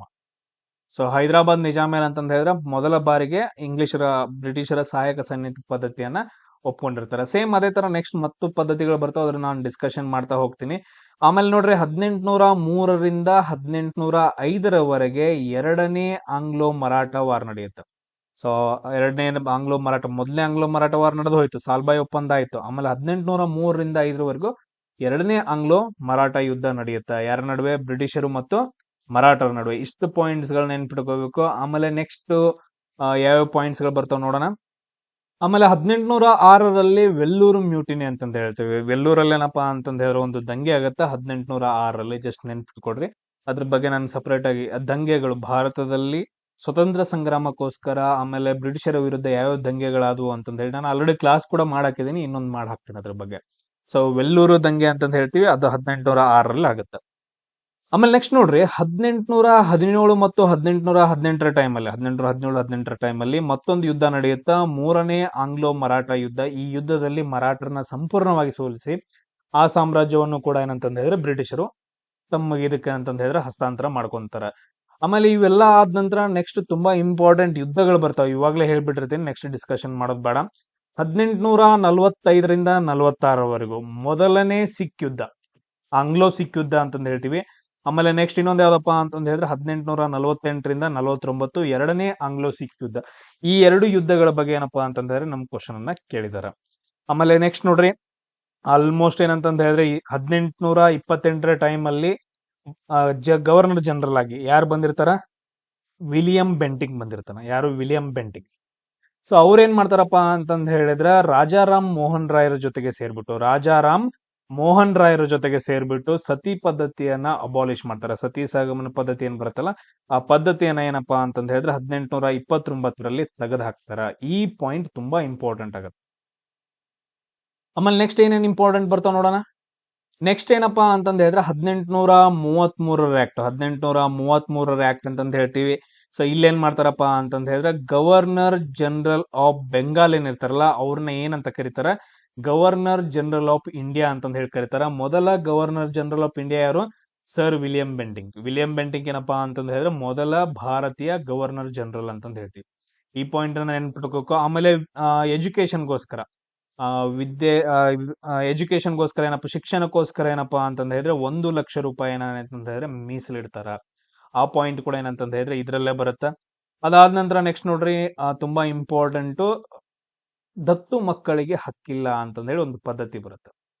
ದತ್ತು ಮಕ್ಕಳಿಗೆ ಹಕ್ಕಿಲ್ಲ ಅಂತಂದ ಹೇಳ್ಬಿಟ್ಟು ಒಂದು ಪದ್ಧತಿ ಬರುತ್ತೆ. ಸೊ ಈ ಪದ್ಧತಿಯನ್ನ ಜಾರಿಗೆ ತಗೊಂಡು ಬಂದವ್ರು ಯಾರಪ್ಪ ಅಂತಂದ ಹೇಳಿದ್ರೆ ಲಾರ್ಡ್ ಡೌಲ್ ಹೌಸಿ. ಯಾರಪ್ಪ ಅಂತಂದ ಹೇಳಿದ್ರೆ ಲಾರ್ಡ್ ಡೌಲ್ ಹೌಸಿ ಇದ್ದವ ಏನ್ ಮಾಡ್ತಾನ ಅಂತಂದ ಹೇಳಿದ್ರೆ ಈ ಪದ್ಧತಿಯನ್ನ ತಗೊಂಡ್ ಬರ್ತಾನ. ಬಟ್ ಆದ್ರೆ ಈ ಪದ್ಧತಿಯನ್ನ ಮೊದಲ ಬಾರಿಗೆ ಒಪ್ಕೊಂಡಂತಹ ಸಾಮ್ರಾಜ್ಯ ಯಾವ್ದಪ್ಪ ಅಂತಂದ ಹೇಳಿದ್ರೆ ಸತಾರಾ ಅಂತಂದ ಹೇಳ್ತೀವಿ. ಸತಾರಾ ಸಾಮ್ರಾಜ್ಯ ಏನಂತಂದ ಹೇಳಿದ್ರೆ ಈ ಪದ್ಧತಿಯನ್ನ ಫಸ್ಟ್ ಬಾರಿಗೆ ಅಂಗೀಕಾರ ಮಾಡತ್ತ ಅಂತಂದ ಹೇಳ್ತೀವಿ. ಆಮೇಲೆ ನೆಕ್ಸ್ಟ್ ನೋಡ್ರಿ, ಸರ್ ಡೌಲ್ ಹೌಸಿ ಇದ್ದವ ಏನಪ್ಪಾ ಅಂತಂದ ಹೇಳಿದ್ರೆ ಅದೊಂದ ಅಂತಲ್ಲ, ತುಂಬಾ ಹಲವಾರು ಒಳ್ಳೆ ಕೆಲಸಗಳನ್ನು ಕೂಡ ಮಾಡಿದಾನ. ಇವಾಗ ನೀವು ನೋಡಿರ್ಬೋದು, ಟೆಲಿಫೋನ್ಗಳೆಲ್ಲ ಇದ್ವು ಮೊದಲು, ಆ ವೈರ್ ಗಳನ್ನ ಹಿಡಿಯೋದಾಗಿರ್ಬೋದು, ಟೆಲಿಪತಿಯನ್ನ ಕನೆಕ್ಟ್ ಮಾಡೋದಾಗಿರ್ಬೋದು. ಫಸ್ಟ್ ಸ್ಟಾರ್ಟ್ ಮಾಡಿದವನ್ ಯಾರಪ್ಪ ಅಂತಂದ ಹೇಳಿದ್ರೆ ಲಾರ್ಡ್ ಡೌಲ್ ಹೌಸಿ ಅಂತಂದ ಹೇಳ್ತೀವಿ. ಆಮೇಲೆ ಮೊದಲ ರೈಲ್ವೆ ಟ್ರ್ಯಾಕ್ ಅನ್ನು ಕೂಡ ಏನಂತಂದ ಹೇಳಿದ್ರೆ ಡೌಲ್ ಹೌಸಿ ಇದ್ದವ್ ಸ್ಟಾರ್ಟ್ ಮಾಡ್ತಾನ 1853ರಲ್ಲಿ. ಎಲ್ಲಿಂದ ಎಲ್ಲಿವರೆಗೂ? ಮುಂಬೈಯಿಂದ ತಾನೆವರೆಗೂ. ಮುಂಬೈಯಿಂದ ತಾನೆವರೆಗೂ ಏನಂತಂದ ಹೇಳಿದ್ರೆ ಮೊದಲ ರೈಲು ಮಾರ್ಗ ಸ್ಥಾಪನೆ ಮಾಡ್ತಾನ. ಟೋಟಲ್ ಎಷ್ಟು ಕಿಲೋಮೀಟರ್ ಐತದು? ಟೋಟಲ್ 34 ಕಿಲೋಮೀಟರ್ ಆಯ್ತಾ. ಇದನ್ನೆಲ್ಲ ಮಾಡಿದವ್ರು ಯಾರಪ್ಪ ಅಂತಂದ ಹೇಳಿದ್ರೆ ಲಾರ್ಡ್ ಡೌಲ್ ಹೌಸಿ. ಇದು ಪಾಯಿಂಟ್ಸ್ ಗಳನ್ನ ಏನಂತಂದ ಹೇಳಿದ್ರೆ ನೀವು ನೆನ್ಪಿಟ್ಕೋಬೇಕು. ಆಮೇಲೆ ನೆಕ್ಸ್ಟ್ ನೋಡ್ರಿ, 1855ರಲ್ಲಿ ಸಂತಾಲ ರೆಬೆಲಿಯನ್ ಅಂತಂದ್ರೆ ಸಂತಾಲ ಬುಡಕಟ್ಟು ಜನಾಂಗದವ್ರು ಏನಂತಂತ ಹೇಳಿದ್ರೆ ದಂಗೆ ಹೇಳ್ತಾರೆ 1855ರಲ್ಲಿ.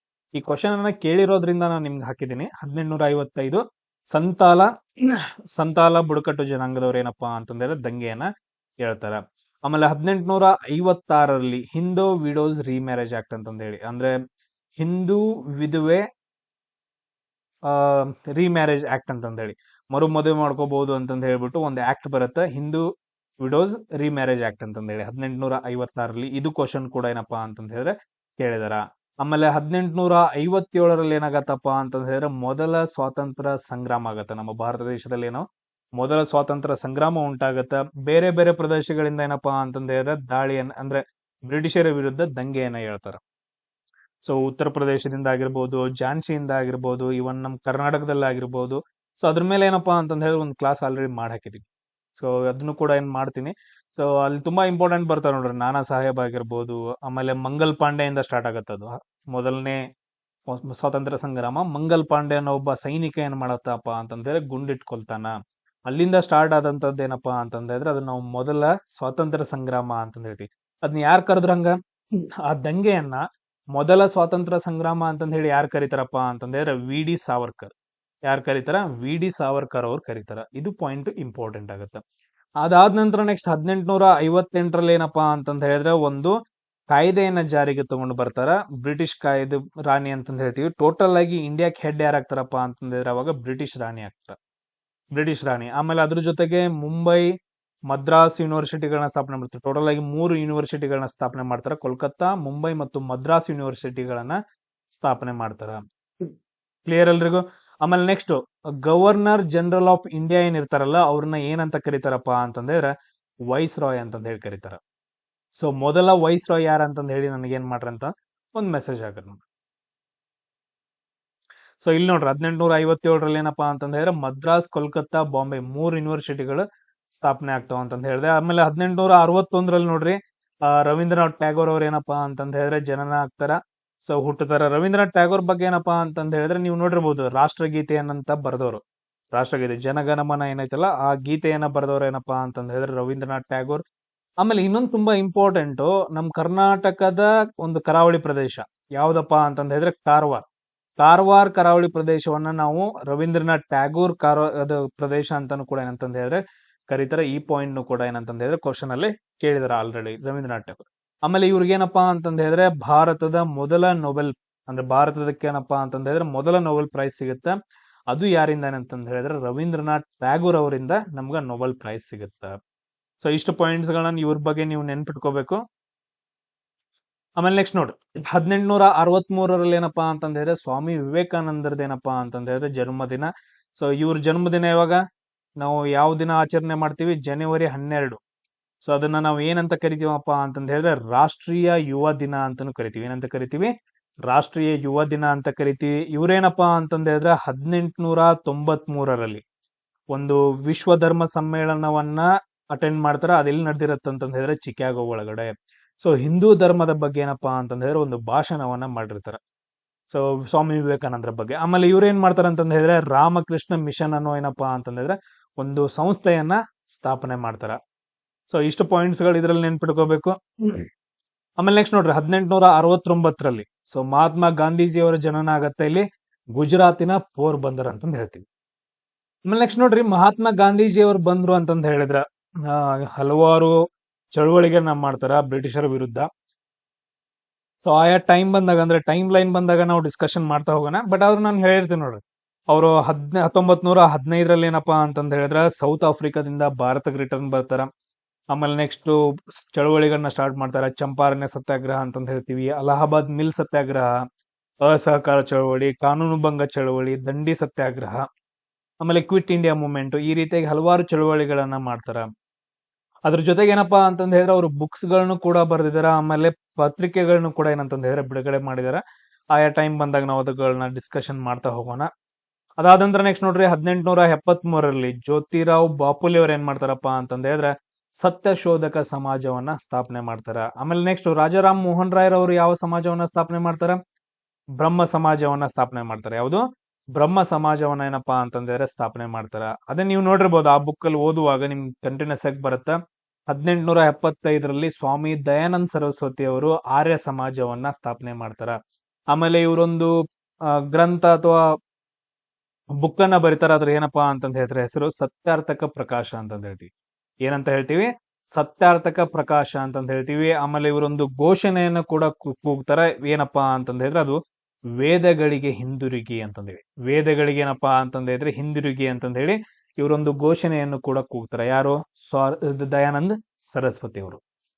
ಆಮೇಲೆ ಅದ್ರ ಜೊತೆಗೆ ನೋಡ್ರಿ 1885ರಲ್ಲಿ ಇಂಡಿಯನ್ ನ್ಯಾಷನಲ್ ಕಾಂಗ್ರೆಸ್ ಏನಪ್ಪಾ ಅಂತಂದ ಹೇಳಿದ್ರೆ ಸ್ಥಾಪನೆ ಆಗತ್ತ. ಇದನ್ನ ಯಾರು ಸ್ಥಾಪನೆ ಮಾಡ್ತಾರ ಅಂತಂದ ಹೇಳಿದ್ರೆ ಎ.ಓ. ಹ್ಯೂಮ್ ಅವ್ರ ಏನಪ್ಪಾ ಅಂತಂದ ಹೇಳಿದ್ರೆ ಸ್ಥಾಪನೆ ಮಾಡ್ತಾರ. ಆಮೇಲೆ ಇದ್ರದ್ದೇ ಒಂದೇನಪ್ಪಾ ಅಂತಂದ ಹೇಳಿದ್ರೆ ಒಂದು ಚಾಪ್ಟರ್ ನಡೆದ್ ಬಿಡುತ್ತೆ. ಸೊ ಇಂಡಿಯನ್ ನ್ಯಾಷನಲ್ ಕಾಂಗ್ರೆಸ್ ಅದ್ರದ್ದೇನಪ್ಪಾ ಅಂತಂದ ಹೇಳಿದ್ರೆ ಸಭೆಗಳಾಗಿರ್ಬೋದು, ವರ್ಷಕ್ಕೊಂದು ಎಲ್ಲೆಲ್ಲಿ ನಡೀತಾವ, ಅದ್ರಲ್ಲಿ ಏನೇನಾಗತ್ತ, ಯಾರ ಅಧ್ಯಕ್ಷರಾಗಿರ್ತಾವೋ ಅಂತಂದ ಹೇಳಿ ಬಂದ್ಬಿಡುತ್ತ. ಸೊ ಮೊದಲನೇ ಸಮ್ಮೇಳನ ಏನಪ್ಪಾ ಅಂತಂದ ಹೇಳಿದ್ರೆ ಪುಣೆಯಲ್ಲಿ ನಡಿಬೇಕಿತ್ತು. ಬಟ್ ಆದ್ರೆ ಪುಣೆ ಒಳಗಡೆ ಏನಪ್ಪಾ ಅಂತಂದ ಹೇಳಿದ್ರೆ ಪ್ಲೇಗ್ ರೋಗ ಇರೋದ್ರಿಂದ ಅದನ್ನ ಎಲ್ಲಿ ಚೇಂಜ್ ಮಾಡ್ತಾರ? ಮುಂಬೈಗೆ ಶಿಫ್ಟ್ ಮಾಡ್ತಾರ. ಸೊ ಅದ್ರದ್ದು ಅಧ್ಯಕ್ಷತೆಯನ್ನ ಯಾರು ವಹಿಸಿರ್ತಾರಪ್ಪ ಅಂತಂದ ಹೇಳಿದ್ರೆ W.C. ಬ್ಯಾನರ್ಜಿ ಅವ್ರ ಏನಪ್ಪಾ ಅಂತಂದ ಹೇಳಿದ್ರೆ ಮೊದಲ ಕಾಂಗ್ರೆಸ್ ಅಧಿವೇಶನದ ಅಧ್ಯಕ್ಷತೆಯನ್ನ ವಹಿಸಿರ್ತಾರ. ಆಮೇಲೆ ನೆಕ್ಸ್ಟ್ ನೋಡ್ರಿ 1889ರಲ್ಲಿ ಜವಾಹರ್ಲಾಲ್ ನೆಹರು ಅವ್ರದ್ದೇನಪ್ಪಾ ಅಂತಂದ ಹೇಳಿದ್ರೆ ಜನನ ಆಗತ್ತ. ನಮ್ಗೆ ಅಷ್ಟೊಂದೇನು ಇಂಪಾರ್ಟೆಂಟ್ ಇಲ್ಲ. ಇಂಪಾರ್ಟೆಂಟ್ ಆಗಿರೋದೇನು? ಸೊ ಇವರು ಮೊದಲ ಪ್ರೈಮ್ ಮಿನಿಸ್ಟರ್, ಭಾರತದ ಮೊದಲ ಪ್ರಧಾನಮಂತ್ರಿ ಆಗಿರ್ತಾರ. ಆಮೇಲೆ ಅದ್ರ ಜೊತೆಗೆ ಒಂದು ಬುಕ್ ಅನ್ನು ಕೂಡ ಬರೀತಾರ. ಆ ಬುಕ್ ತುಂಬಾ ಇಂಪಾರ್ಟೆಂಟ್, ಡಿಸ್ಕವರಿ ಆಫ್ ಇಂಡಿಯಾ ಅಂತಂದ ಹೇಳಿ. ಈ ಬುಕ್ ಹೆಸರು ನೆನ್ಪಿಟ್ಕೊಳ್ರಿ, ಡಿಸ್ಕವರಿ ಆಫ್ ಇಂಡಿಯಾ ಅಂತಂದ ಹೇಳಿ ಒಂದು ಬುಕ್ ಅನ್ನು ಕೂಡ ಏನಂತಂದ ಹೇಳಿದ್ರೆ ಬರೀತಾರ. ಆಮೇಲೆ ನೆಕ್ಸ್ಟ್ ನೋಡ್ರಿ 1892ರಲ್ಲಿ ದಾದಾಬಾಯಿ ನವರೋಜಿ ಅವ್ರ ಏನಪ್ಪಾ ಅಂತಂದ ಹೇಳಿದ್ರೆ ಬ್ರಿಟನ್ ಪಾರ್ಲಿಮೆಂಟ್ಗೆ ಫಸ್ಟ್ ಇಂಡಿಯನ್ ಮೆಂಬರ್ ಆಗಿ ಏನಂತಂದ ಹೇಳಿದ್ರೆ ಆಯ್ಕೆ ಆಗ್ತಾರೆ. ಇದು ತುಂಬಾ ಇಂಪಾರ್ಟೆಂಟ್. 1892ರಲ್ಲಿ ದಾದಾಬಾಯಿ ನವರೋಜಿ ಅವರು ಬ್ರಿಟನ್ ಪಾರ್ಲಿಮೆಂಟ್ಗೆ ಫಸ್ಟ್ ಇಂಡಿಯನ್ ಮೆಂಬರ್ ಆಗಿ ಆಯ್ಕೆ ಆಗ್ತಾರ. ಆಮೇಲೆ ಇವರೊಂದು ಬುಕ್ ಅನ್ನ ಕೂಡ ಏನಂತಂದ ಹೇಳಿದ್ರೆ ಬರೀತಾರ. ಅದನ್ನ ನಾವು ಏನಂತ ಕರಿತೀವಿ ಅಂದ್ರೆ ಸಂಪತ್ತಿನ ಸೋರಿಕೆ ಸಿದ್ಧಾಂತ ಅಂತ ಹೇಳ್ತೀವಿ. ಏನಂತ ಹೇಳ್ತೀವಿ? ಸಂಪತ್ತಿನ ಸೋರಿಕೆ ಸಿದ್ಧಾಂತ. ಇದ್ರಲ್ಲಿ ಏನ್ ಹೇಳ್ತಾರ ಅಂತಂದ ಹೇಳಿದ್ರೆ ಸಿಂಪಲ್ ಆಗಿ ಹೇಳ್ಬೇಕಂದ್ರ ನಮ್ಮ ಭಾರತ ದೇಶದಿಂದ ಎಷ್ಟು ಸಂಪತ್ತನ್ನ ಲೂಟಿ ಮಾಡಿದ್ರು ಬ್ರಿಟಿಷರು, ಯಾವ ರೀತಿಯಾಗಿ ಲೂಟಿ ಮಾಡಿದ್ರು, ಅವ್ರು ಯಾವ ಕಾಯ್ದೆಗಳನ್ನ ಜಾರಿಗೆ ತಗೊಂಡ್ ಬಂದ್ಬಿಟ್ಟು ಸಂಪತ್ತನ್ನ ಲೂಟಿ ಮಾಡ್ಕೊಂಡು ಇಂಗ್ಲೆಂಡ್ಗೆ ತಗೊಂಡ್ ಹೋದ್ರು ಅಂತಂದ ಹೇಳಿ ಒಂದು ಸಿದ್ಧಾಂತವನ್ನ ಬರೀತಾರ. ಅದ್ರದ್ದ ಹೆಸರೇನಪ್ಪಾ ಅಂತಂದ್ರೆ ಸಂಪತ್ತಿನ ಸೋರಿಕೆ ಸಿದ್ಧಾಂತ ಅಂತಂದ ಹೇಳ್ತೀವಿ. ಆಮೇಲೆ ನೆಕ್ಸ್ಟ್ ನೋಡ್ರಿ ತುಂಬಾ ಇಂಪಾರ್ಟೆಂಟ್, 1897ರಲ್ಲಿ ಸುಭಾಷ್ ಚಂದ್ರ ಬೋಸ್ರವ್ರ ಏನಪ್ಪಾ ಅಂತಂದ ಹೇಳಿದ್ರೆ ಜನನ ಆಗ್ತಾರ. ಸೊ ಹುಟ್ಟಿದ ಹಬ್ಬ. ಆಮೇಲೆ ಸುಭಾಷ್ ಚಂದ್ರ ಬೋಸ್ರ ಬಗ್ಗೆ ಅಂತ ನಿಮ್ಗಂತೂ ಗೊತ್ತೈತೆ, ಇಂಡಿಯನ್ ನ್ಯಾಷನಲ್ ಆರ್ಮಿಯನ್ನ ಸ್ಥಾಪನೆ ಮಾಡ್ತಾರ. ಆಮೇಲೆ ಹಲವಾರು ಏನಪ್ಪಾ ಅಂತಂದ ಹೇಳಿದ್ರೆ ಚಳವಳಿಗಳನ್ನು ಕೂಡ ಮಾಡ್ತಾರೆ. ಇವ್ರ ಬಗ್ಗೆ ನಾವು ಡಿಸ್ಕಷನ್ ಮಾಡೋಣ. ಆಮೇಲೆ ನೆಕ್ಸ್ಟ್ ತುಂಬಾ ಇಂಪಾರ್ಟೆಂಟ್ ನೋಡ್ರಿ 1905ರಲ್ಲಿ ಏನ್ ಮಾಡ್ತಾರಪ್ಪ ಅಂತಂದ ಹೇಳಿದ್ರೆ ಬ್ರಿಟಿಷರು ಒಡೆದು ಆಳುವ ನೀತಿಯನ್ನ ಜಾರಿಗೆ ತಗೊಂಡ್ ಬಂದಿರ್ತಾರ. ಒಡೆದು ಆಳುವ ನೀತಿ. ಇಲ್ಲಿ ಬಂಗಾಳದಲ್ಲಿ ಏನಪ್ಪಾ ಅಂತಂದ ಹೇಳಿದ್ರೆ ಹಿಂದೂ ಮತ್ತು ಮುಸ್ಲಿಮರು ಇರ್ತಾರ. ಅವ್ರನ್ನೇನಂತಂದ ಹೇಳಿದ್ರೆ ಮತಭೇದ ಮಾಡೋದು. ಒಂದ್ ಕಡೆ ಹಿಂದೂಗಳಿರ್ರಿ, ಇನ್ನೊಂದ್ ಕಡೆ ಏನಪ್ಪಾ ಅಂತಂದ ಹೇಳಿದ್ರೆ ನೀವು ಮುಸ್ಲಿಮ್ರಿರ್ರಿ ಅಂತಂದ ಹೇಳಿ ಬಂಗಾಳವನ್ನ ಡಿವೈಡ್ ಮಾಡ್ತಾರ ಮತಗಡ್ಡೆ ಮುಖಾಂತರ. ಸೊ ಅದನ್ನ ನಾವು ಪಾರ್ಟಿಷನ್ ಆಫ್ ಬೆಂಗಾಲ್ ಅಂತಂದ ಹೇಳ್ತೀವಿ. 1955ರಲ್ಲಿ ಇದನ್ನ ಮಾಡ್ದಂತವನ್ ಯಾರಪ್ಪಾ ಅಂತಂದ ಹೇಳಿದ್ರೆ ಲಾರ್ಡ್ ಕರ್ಜನ್. ಕರ್ಜನ್ ಅನ್ನೋ ಏನಪ್ಪಾ ಅಂತಂದ ಹೇಳಿದ್ರೆ ವೈಸ್ರಾಯ್ ಏನ್ ಮಾಡ್ತಂತಂದ ಹೇಳಿದ್ರೆ ಇದನ್ನ ಜಾರಿಗೆ ತಗೊಂಡ್ ಬರ್ತಾನೆ. ಬಟ್ ಅವ್ರು ಅದನ್ನ ಹಿಂದೆ ತಗೊಂತಾರ 1911ರಲ್ಲಿ. ಸೊ ಪಾರ್ಟಿಷನ್ ಆಗೋದನ್ನ ಏನಂತಂದ ಹೇಳಿದ್ರೆ ಕ್ಯಾನ್ಸಲ್ ಮಾಡ್ತಾರ. ಕ್ಲಿಯರ್ ಎಲ್ರಿಗೂ? ಆಮೇಲೆ ನೆಕ್ಸ್ಟ್ ನೋಡ್ರಿ 1905ರಲ್ಲಿ ಸ್ವದೇಶಿ ಮೂವ್ಮೆಂಟ್ ಸ್ಟಾರ್ಟ್ ಆಗುತ್ತೆ. ಏನೇ ಆದ್ರೂ ಕೂಡ ಸ್ವದೇಶಿ ಅಂದ್ರೆ ಎಲ್ಲಾ ರೂಲ್ಸ್ಗಳು, ರೆಗ್ಯುಲೇಷನ್ಗಳು, ಆಮೇಲೆ ನೆಕ್ಸ್ಟ್ ಯಾವುದೇ ಬಟ್ಟೆಗಳಾಗಿರ್ಬೋದು, ಆಹಾರ ಆಗಿರ್ಬೋದು, ಎಲ್ಲಾನು ಏನಪ್ಪಾ ಅಂತಂದ ಹೇಳಿದ್ರೆ ನಮ್ ದೇಶದಲ್ಲೇ ತಯಾರು ಮಾಡಿ ನಮ್ ದೇಶದ ಯೂಸ್ ಮಾಡ್ರಿ, ಬ್ರಿಟಿಷರ್ದು ಯಾರು ಯೂಸ್ ಮಾಡಕ್ ಹೋಗ್ಬೇಡ್ರಿ ಅಂತಂದ ಹೇಳಿ ಒಂದು ಮೂವ್ಮೆಂಟ್ ಸ್ಟಾರ್ಟ್ ಆಗತ್ತೆ. ಸ್ವದೇಶಿ ಮೂವ್ಮೆಂಟ್ ಅಂತಂದ ಹೇಳ್ತೀವಿ. ಅದು 1905ರಲ್ಲಿ. ಆಮೇಲೆ 1906ರಲ್ಲಿ ಏನಪ್ಪಾ ಅಂತಂದ ಹೇಳಿದ್ರೆ ಮುಸ್ಲಿಂ ಲೀಗ್ ಸ್ಥಾಪನೆ ಆಗತ್ತೆ. ಎಲ್ಲಿ ಸ್ಥಾಪನೆ ಆಗತ್ತೆ ಅಂತಂದ ಹೇಳಿದ್ರೆ ಢಾಕಾ ಒಳಗಡೆ ಏನಪ್ಪಾ ಅಂತಂದ ಹೇಳಿದ್ರೆ ಮುಸ್ಲಿಂ ಲೀಗ್ ಅನ್ನ ಸ್ಥಾಪನೆ ಮಾಡ್ತಾರ. ಇಷ್ಟೇನಪ್ಪಾ ಅಂತಂದ ಹೇಳಿದ್ರೆ ನಮ್ಗೆ ತುಂಬಾ ಇಂಪಾರ್ಟೆಂಟ್ ಪಾಯಿಂಟ್ಸ್ ಗಳು. ಆಮೇಲೆ ಉಳಿದಿರೋದ್ನ ಏನಪ್ಪಾ ಅಂತಂದ ಹೇಳಿದ್ರೆ ನೆಕ್ಸ್ಟ್ ಕ್ಲಾಸ್ ಅಲ್ಲಿ ನಾನು ಡಿಸ್ಕಷನ್ ಮಾಡ್ತೀನಿ. ನೆಕ್ಸ್ಟ್ ಕ್ಲಾಸ್ ಅಲ್ಲಿ ಸಿಗೋಣ. ಜೈ ಹಿಂದ್.